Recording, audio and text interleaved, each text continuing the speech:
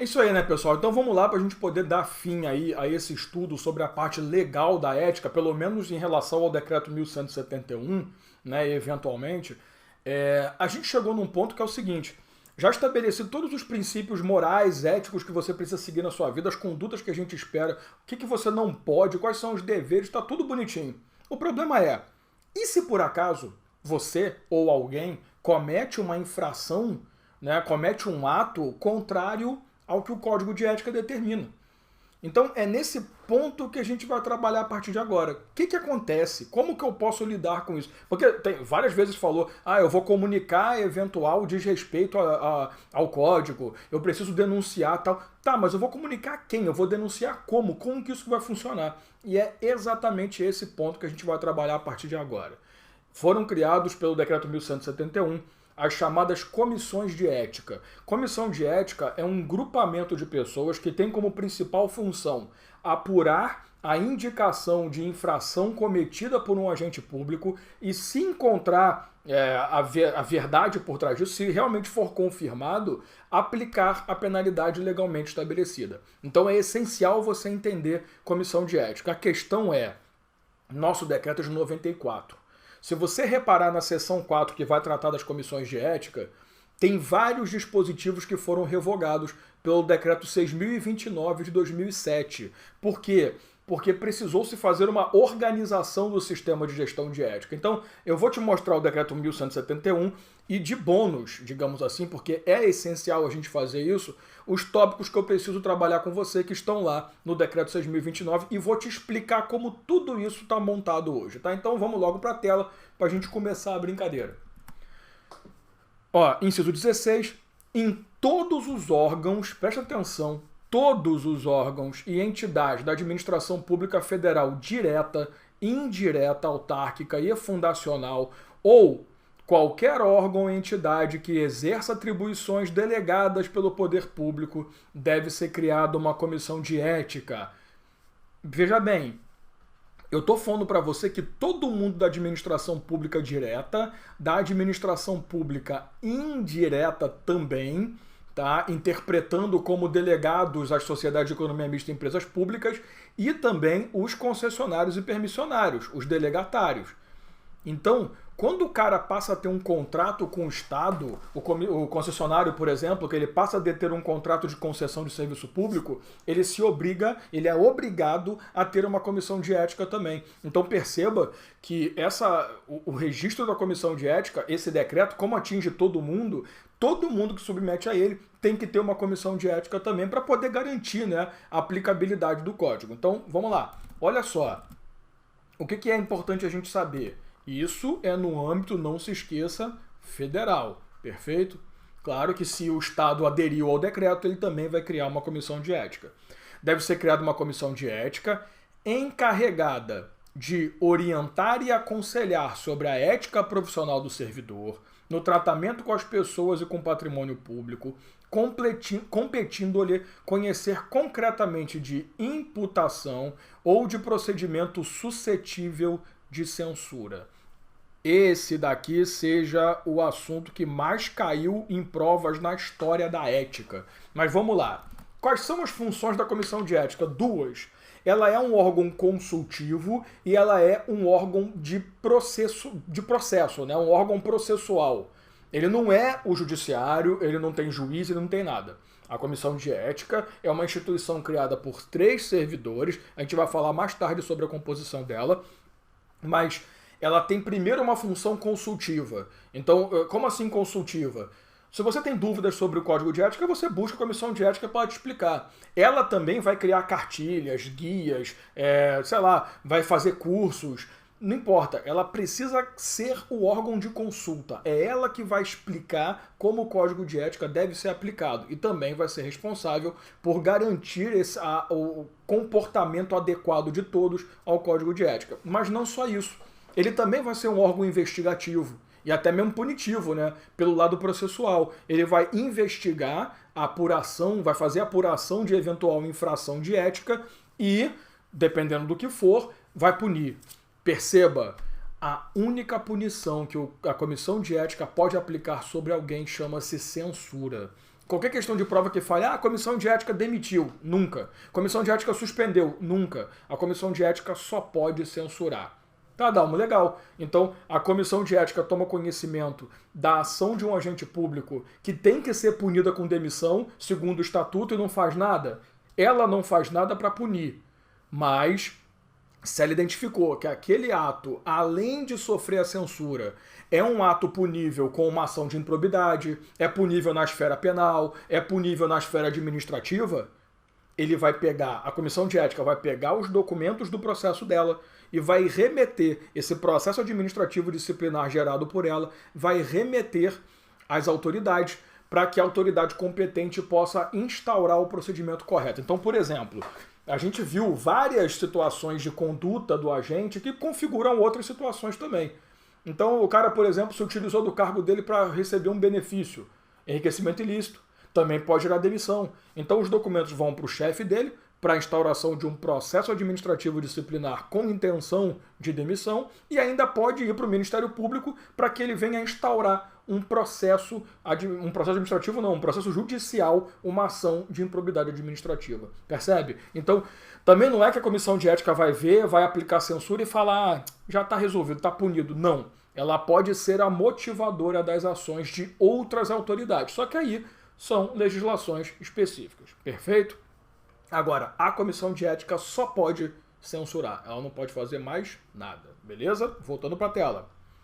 A comissão de ética incumbe fornecer aos organismos encarregados da execução do quadro de carreira dos servidores os registros sobre sua conduta ética, atenção para isso, para o efeito de instruir e fundamentar promoções e todos os demais procedimentos próprios da carreira do servidor. Então, eventualmente, se você pede uma remoção, ela pode ser negada com base na sua conduta ética, você não ser merecedor daquilo. Então perceba que, assim, ela é o órgão consultivo e ela é o órgão, consequentemente, de fornecimento de informações. Então ela pode ser consultada, aliás, ela deve ser consultada sobre a conduta ética de determinado servidor que possa vir a estar disputando uma promoção, um eventual ganho, e essa consulta tem que ser respondida. É função dela. Então a comissão de ética, por isso que a gente falou tanto, né, nas regras deontológicas, cara, a repercussão do que você faz na administração pública é muito importante, e fora dela também é muito importante para a sua carreira como agente. Então veja, a comissão de ética pode ser, inclusive, a responsável por barrar a sua evolução na carreira que você está. Então é muito louco, né? Você vê como é que a comissão de ética... Ah, mas ela só censura. Grandes porcaria. Ai, me censurou, tô chateado. Te censurou e ferrou uma promoção. Então cuidado, que parece pouco, mas não é, não. Continuando. Inciso 22. Você vê como é que tá pulando de inciso, né? A pena aplicável ao servidor público pela comissão de ética é a de censura. Já falamos disso. E sua fundamentação constará do respectivo parecer, assinado por todos os seus integrantes, com ciência do faltoso. Então, a comissão de ética vai produzir um parecer. Nesse parecer ela vai dizer: aplicamos a censura porque blá blá blá blá blá blá blá blá blá. Fundamentação. Lembre-se que, como é um ato punitivo, tem que ter fundamentação, tem que ter motivação, né? É o artigo 50 da Lei 9784 de 99 que você estuda no direito administrativo. Então, nesse parecer, devidamente assinado por todo mundo, vai estar lá a censura, a motivação, e a pessoa que sofreu a censura tem que assinar também. Ela tem que tomar conhecimento dessa punição. É igual iniciativa privada, né? Você já foi divertido por uma empresa? A empresa te chama para assinar a advertência, para que você tome conhecimento. Para não dizer depois que você não sabia, né? Então, inclusive, esse parecer tem que ser notificado e o faltoso ali assina, ou pelo menos ele constitui que tomou o conhecimento daquela punição, tá?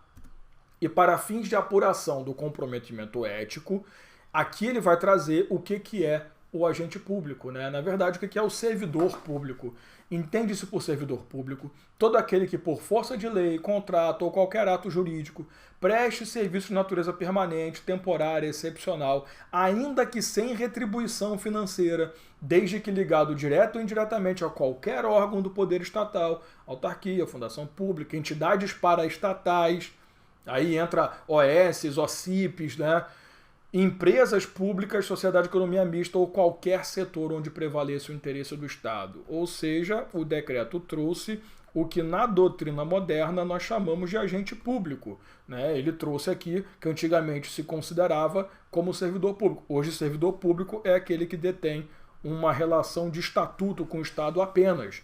Mas o servidor público, para ele, é o que nós chamamos de agente público hoje. Inclusive, eu sempre gosto de usar a Lei 8429 de 92, no seu artigo 2º, dizendo o conceito de agente público, que é o conceito mais amplo e que se utiliza no dia a dia até hoje.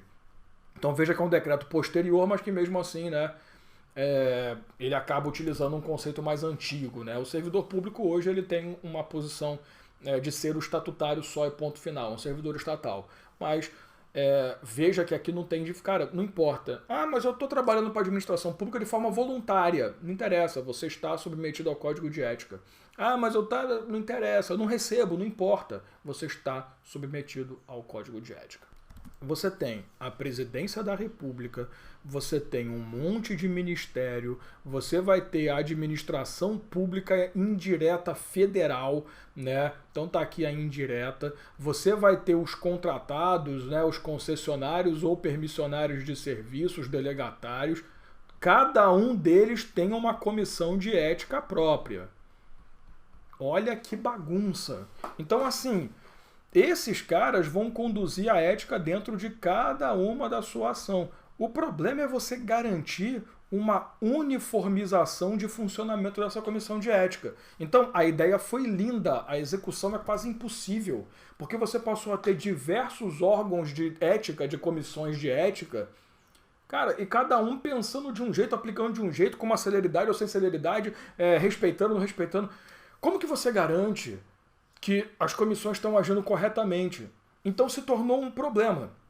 O que era para ser uma solução se tornou um problema. Você uniformizar a função e garantir que está tudo dando certo. E outra coisa, pode ser que uma conduta executada dentro de um órgão específico, ela vire exemplo de novos comportamentos éticos que se espera do agente.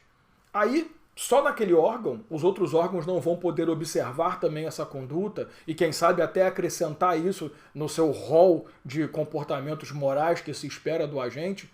Então, ficou evidente que era muito importante criar um sistema único que conseguisse interligar todos esses caras. Por isso que em 2007 foi editado o Decreto 6.029, que ele veio para organizar isso. Entenda, o Decreto 6.029 ele não fala sobre como que a Comissão de Ética vai funcionar em si. Isso já está na mão do Decreto 1171. O que ele faz é organizar a Comissão de Ética. Ele vai criar a parte processual. Eu posso fazer uma pergunta? Quem é que tem legitimidade para denunciar um servidor público, um agente público cometedor de alguma infração contra o Código de Ética? Ah, dá, outro agente público. Tá, e eu? Não posso? Eu que estou lá, usuário do serviço público, eu fui lá, vi, eu não posso falar nada? Então, isso que o Decreto 6.029 também passou a resolver. Vamos criar o sistema processual, porque ficou muito bonitinho criar a comissão, mas como que ela funciona efetivamente? Então, coube ao Decreto 6.029 trabalhar a parte procedimental e ao Decreto 1171 trabalhar a parte de organização da comissão. Então, o que o 1171 fala é a comissão de ética específica de cada órgão. O Decreto 6.029 vai trazer uma coisa muito maior. E eu quero que você entenda bem como isso funciona. Porque, como eu falei, assim, a sua banca pode ou não cobrar isso. Não precisa estar explícito no edital. A partir do momento que ele cobra ética no serviço público, você tem que entender o que a gente chama de sistema de gestão da ética, que é uma consequência do Decreto 6.029. É um decreto que tem 31 artigos, mas que você precisa atentar a pontos específicos. Então não vou trabalhar ele todo, óbvio, mas eu vou focar com você no que pode cair na sua prova. Então vamos lá entender essa novidade. O que o decreto fez? O decreto pegou esse grupo todo e criou o sistema de gestão da ética. Observa, do Poder Executivo Federal, que é esse que a gente está focado mesmo, né? O que é o sistema de gestão da ética? É um sistema que é composto por 3 caras. A Comissão de Ética Pública, as comissões de ética e as comissões de ética e equivalentes. Você vai entender. A Comissão de Ética Pública é uma entidade única, só existe uma Comissão de Ética Pública que é ligada à Presidência da República. Tá? Então, a Comissão de Ética Pública é uma comissão única que está dentro da Presidência da República, vinculada, não subordinada, mas vinculada à Presidência da República. As comissões de ética que eu estou falando aqui são aquelas comissões especificamente dos órgãos e entidades, e presta atenção nisso aqui, da administração pública indireta. Porque quando você fala nos órgãos e entidades tá muito embaixo aqui, né? Peço perdão, vou subir um pouquinho. Das paraestatais ou dos delegatários, são esses que a gente chama de comissão de ética equivalente. Então, por exemplo, uma comissão de ética na Receita Federal, que é uma composição da administração pública, né? Vai ser ali uma entidade, no INSS, na Polícia Rodoviária Federal. Essas comissões de ética, elas são as comissões de ética clássicas do 1171. Agora, uma concessionária de serviço público, uma OCIP, né? Uma OSC, esses caras aqui, eles têm comissão de ética também, já que eles detêm uma relação com o Estado. Essas são as comissões de éticas e equivalentes, tá? Que a gente chama de comissão de ética equiparada. Esse é o sistema total. Então, como é que ficou? Temos um órgão maioral, que é o cara que vai meio que conduzir esse sistema, que é a Comissão de Ética Pública. Você vai entender bem, não é, mas é como se fosse o STF do sistema de ética. Não é, mas você vai entender bem. Você tem as comissões dentro de cada órgão e você tem as comissões dentro de cada entidade, de cada pessoa contratada e por aí vai. Então você tem agora um sistema. Continua tendo um monte de comissão de ética, só que agora todas elas vão passar a ter uma comunicação no que a gente vai passar a chamar de rede de ética. Tá? Então vai passar a ter uma troca de experiência, uma uniformização de ação. A Comissão de Ética Pública ela vai trabalhar ali um pouco mais em cima desses caras. Vamos para a tela que eu trouxe para você esses dispositivos. O artigo 3º vai falar sobre a formação, o artigo 5º também, mas daqui a pouco eu vou falar sobre isso para você. Ó, artigo 9º, fica constituída a rede de ética do Poder Executivo Federal, que é integrada por representantes da Comissão de Ética Pública, das comissões de ética e das comissões de éticas e equivalentes ou equiparadas. Qual é a ideia? Promover cooperação técnica e avaliação em gestão de ética. Ó, os integrantes da rede de ética se reunirão sob a coordenação da Comissão de Ética Pública. Olha a importância dela, ela é a gestora do sistema da rede de ética. Pelo menos, cuidado com a prova falando uma vez por ano está errado, é pelo menos uma vez por ano, em fórum específico, para avaliar o programa e as ações para a promoção da ética na administração pública. Então, a coisa ficou um pouco melhor. Nós passamos a ter o seguinte, olha, cada comissão de ética que exista na face da Terra vai mandar representantes para, pelo menos uma vez por ano, participar de um fórum de debate sobre a aplicação e a ética na administração pública. A Comissão de Ética Pública, que está lá ligada à presidência, ela vai ser responsável por conduzir isso, por marcar a reunião, por trazer os representantes, garantir ali os tópicos de discussão. Por quê? Foi isso que eu falei. Imagina uma situação que acontece numa comissão de ética e as outras não tomam conhecimento. Esse é o momento em que se troca experiência. Poxa, olha, aconteceu uma situação que nós achamos interessante debater e, quem sabe, acrescentar ao nosso código de ética. Uma conduta tal, que gerou tal resultado, e que nós acabamos analisando ali, não tinha uma previsão no código, mas aplicamos por analogia e achamos que é interessante. Então, disso, você passa a melhorar a aplicabilidade e o próprio código de ética. Então, olha que interessante, temos um sistema agora composto por diversas entidades que tem que seguir um regramento, agora, claro, cada uma com autonomia de ação, cada uma com suas obrigações. Por exemplo, a Comissão de Ética Pública é o órgão consultivo do Presidente da República e dos ministros de Estado. Ah, Dalmo, e se eu sou governador do Estado e quero fazer uma consulta? Procure a Comissão de Ética da Administração Pública Estadual. Procure a Comissão de Ética da autarquia, se você for o presidente da autarquia. Então, a Comissão de Ética Pública, ela não se submete, mas ela está relacionada ao presidente da República e aos seus ministros. Ela é o órgão consultivo desses caras, tá? Então, cada um na sua esteira. Agora, pelo menos uma vez por ano, nós vamos nos reunir e vamos trocar ideia. Vamos melhorar. Percebeu que legal? Então, olha como é que você consegue uniformizar o funcionamento das comissões. E por que é pelo menos uma vez por ano? Que você vai ver que as comissões elas estão sempre revitalizando, estão sempre trocando seus membros. Para evitar também, né, que o pessoal fique, tá tranquilo, a gente tem amizade, vamos deixar rolar, vamos evitar essas paradas. Então, vamos para a tela, eu quero trazer para você essa composição aqui. Depois a gente fala sobre legitimidade. Primeiro, a Comissão de Ética Pública será integrada por 7 brasileiros que preencham requisitos de idoneidade moral, reputação ilibada, que são os clássicos da administração pública, e aqui acrescento um novo, né? Notória experiência em administração pública. Então, olha que legal. Para você vir a participar da Comissão de Ética Pública, basta ser um brasileiro, nato ou naturalizado. Como ele não fala nada, não há distinção, tá? Atuar numa comissão de ética pública não é um cargo privativo de brasileiro nato, então não tem problema. Então, desde que você tenha idoneidade moral, uma reputação ilibada e experiência na administração pública, sabe? Você já atuou ali, já trabalhou com isso, você já teve contratos, já foi, sei lá, chefe, subprefeito, sei lá, alguma coisa na sua vida. Esses 7 caras são designados por quem? Pelo presidente da República. Olha a palavra designado aqui, ó. A pessoa que vai atuar numa comissão de ética pública. É o particular em colaboração com o Estado, para mandatos de 3 anos não coincidentes, permitida uma única recondução. Deixa eu pular a tela rápido e você vai entender.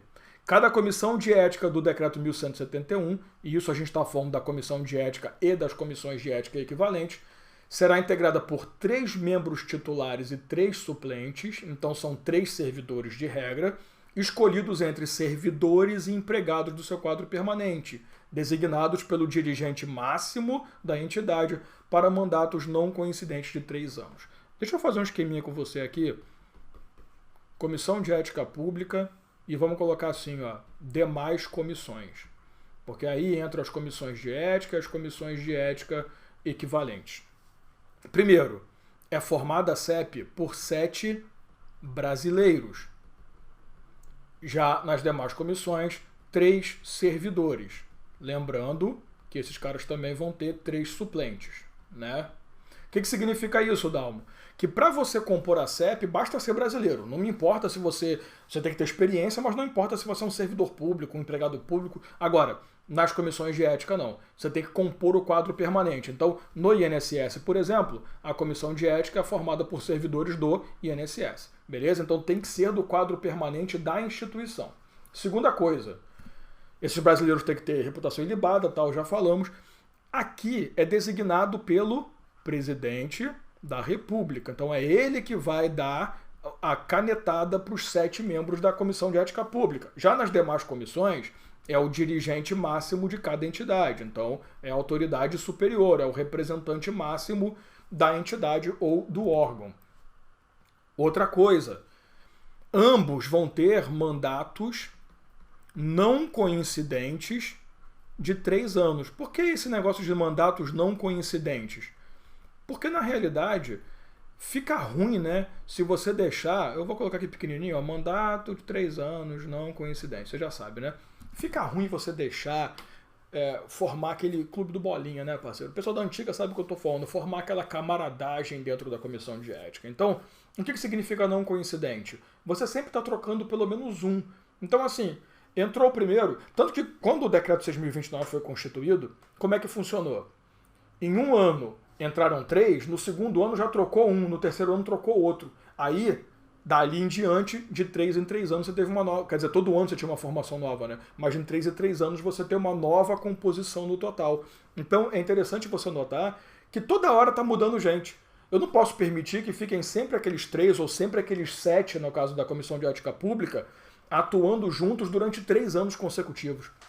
Eles vão fazer amizade, eles vão tomar carinho por alguém. Então, a atuação não vai ser tão imparcial quanto a gente pretende que seja, a gente exige, inclusive, que seja. Tá? Então, por isso, são chamados mandatos não coincidentes. Agora, toma cuidado.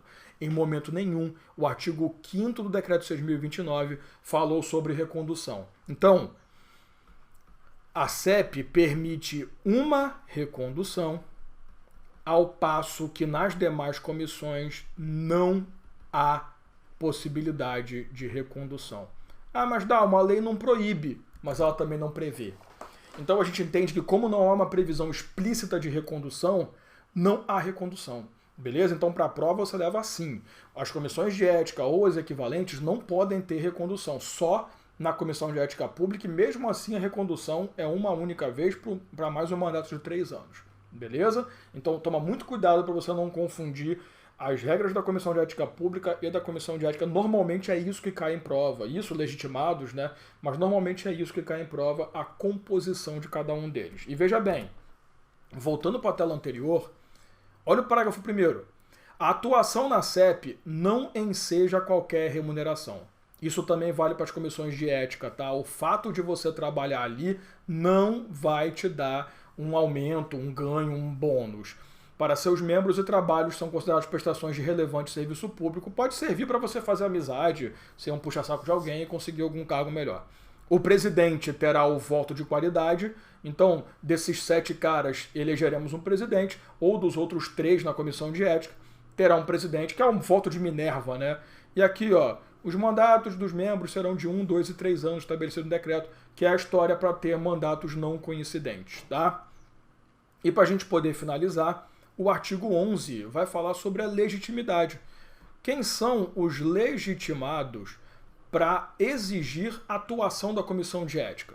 Qualquer cidadão, observa aqui que ele usa a palavra cidadão, agentes públicos, isso aqui é óbvio, qualquer pessoa de direito privado, tá, gente? Ah, mas uma empresa que não tem nada a ver com a história, sim, é porque essa empresa ela pode estar sendo prejudicada por uma ação de um agente público que confronta o código de ética.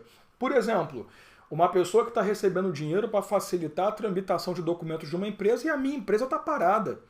Então, óbvio que eu posso provocar a comissão de ética a investigar aquela suposta infração e, se encontrar, aplicar censura e, quem sabe, remeter os documentos para outras penalidades. Também podem associações ou entidades de classe, tá? Podem provocar a atuação da CEP visando a apuração de infração ética imputada a agente público. Agora, toma cuidado que nós somos do direito administrativo ligados ao princípio do impulso oficial ou princípio da oficialidade. O que esse princípio diz para você? Esse princípio diz para você que efetivamente pode ser que a própria comissão de ética dê início ao processo. Aqui não há inércia como no Poder Judiciário.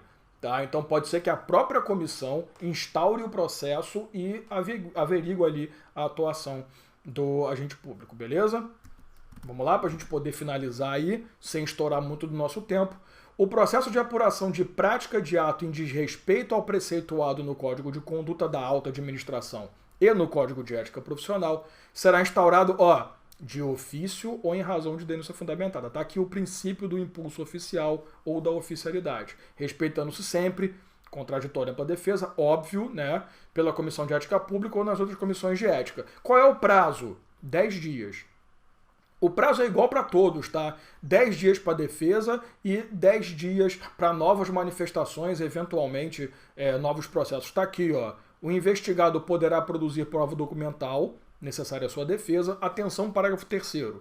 Na hipótese de serem juntados aos autos da investigação, após a manifestação, após os 10 dias, novos elementos de prova, abre-se novo prazo de 10 dias. Todos os prazos em relação à comissão de ética, 10 dias, tá? Não tem erro. Artigo 13, será mantido com chancela de reservado, olha, um ato que sofre sigilo, até que esteja concluído qualquer procedimento instaurado para apuração de prática. Então, ele é reservado até o final. Quando concluir, ele se torna público, ou o que a gente chama de ostensivo, tá? A qualquer pessoa que esteja sendo investigada é assegurado o direito de saber o que está sendo imputado contra ela, graças a Deus, né? Conhecer o teor da acusação e ter vistas dos autos, isso já caiu muito em prova, no recinto das comissões de ética. Então, se você está sendo acusado e está sendo apurado uma infração que você supostamente cometeu, você vai até a comissão de ética e tem todo o direito de acessar todos os documentos. Lá, você não pode retirar os documentos para levar para casa para estudar. tá? Isso fica evidente, inclusive, aqui, ó. Mesmo que ainda não tenha sido notificado, claro, né? Ele tomou conhecimento porque alguém contou para ele. O direito assegurado nesse artigo inclui o de obter cópias dos autos e certidão. Então, você não pode levar para casa, mas você pode pedir uma cópia para ir levar para casa. O documento original, os autos originais, ficam na repartição, tá? Isso aqui não é procedimento judicial que o cara retira lá e traz no outro dia. Não. Ou traz depois de meia hora. Não pode levar. Para finalizar, os trabalhos nas comissões de ética são considerados relevantes e têm prioridade sobre as atribuições próprias dos cargos, quando estes não atuarem com exclusividade. A comissão ela pode pedir exclusividade. Então, se eu indico você, agente público, para compor a comissão de ética, eu posso exigir sua exclusividade. Mas dá uma sacanagem. Atuar na comissão de ética não ter remuneração, vou perder o dinheiro? Claro que não. Você continua recebendo como agente público. Porém, você não vai mais exercer seu cargo, né, suas atribuições normais, você vai atuar apenas para a comissão de ética. Uma questão não falou nada que houve essa definição de exclusividade. Então como é que funciona? Acumula. Acumula e toda vez que tiver uma reunião, uma ação da comissão de ética, você sai do seu cargo, deixa para trás tudo e vai para a comissão de ética, porque ela tem prioridade. Beleza? Então esses são os pontos essenciais aí para você em relação à comissão de ética. Então toma muito cuidado para você não estudar só o decreto 1171 e esquecer que o decreto 6.029 também é e também pode ser cobrado porque ele complementa o 1171 quanto a comissões de ética. Fechado? Então valeu, grande abraço.